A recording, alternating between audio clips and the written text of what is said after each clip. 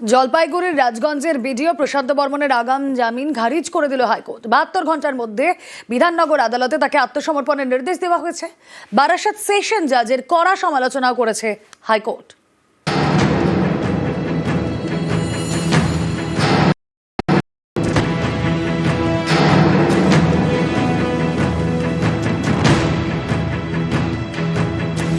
প্রশান্ত বর্মন জলপাইগুড়ির রাজগঞ্জের বিডিও। সল্টলেকের দত্তাবাদের সোনা ব্যবসায়ী স্বপন কামিল্লাকে খুনে অভিযুক্ত। গত 26শে নভেম্বর তার আগাম জামিন মঞ্জুর করে বারাসাত জেলা আদালত, যাকে চ্যালেঞ্জ করে কলকাতা হাইকোর্টের দ্বারস্থ হয় বিধাননগর পুলিশ। সোমবার তারই শুনানি ছিল বিচারপতি তীর্থঙ্কর ঘোষের সিঙ্গল বেঞ্চে। বিডিও প্রশান্ত বর্মনের আগাম জামিন তিনি খারিজ করে দিয়েছেন। 72 ঘন্টার মধ্যে বিধাননগর আদালতে বিডিওকে আত্মসমর্পণেরও নির্দেশ দিয়েছেন। আজকে বেল ক্যান্সেলেশন যে বেলটা ছিল সেটা ক্যান্সেলেশনের অর্ডার হয়েছে অনারেবল হাইকোর্ট থেকে।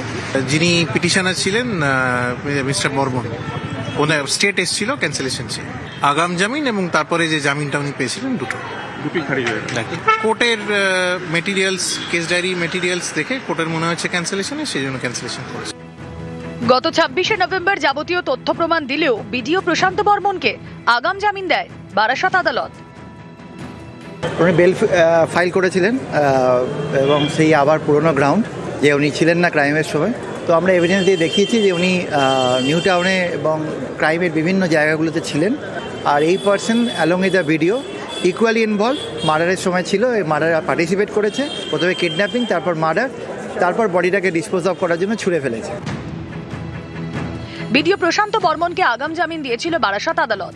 এদিন শুনানিতে বারাসাত আদালতের বিচারকের কড়া সমালোচনা করে কলকাতা হাইকোর্ট। বিচারপতি তীর্থঙ্কর ঘোষ বলেন, একটি সিদ্ধান্তে পৌঁছতে বারাসাত আদালত পরস্পর বিরোধী কারণ দেখিয়েছে। একজন WBCS অফিসার আগাম জামিনে বাইরে, তার সহযোগীরা জেলে।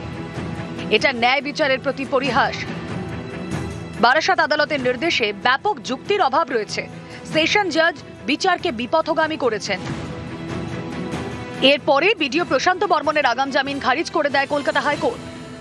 সত্য তথ্য প্রমাণ থাকার পরে যখন জিলা কোর্ট দিয়ে দিয়েছে জামিন, হাইকোর্ট তো জামিন খারিজ করে দেবে। অনেক thank you to high court sir, হাইকোর্টে আমাকে ন্যায় দেবে।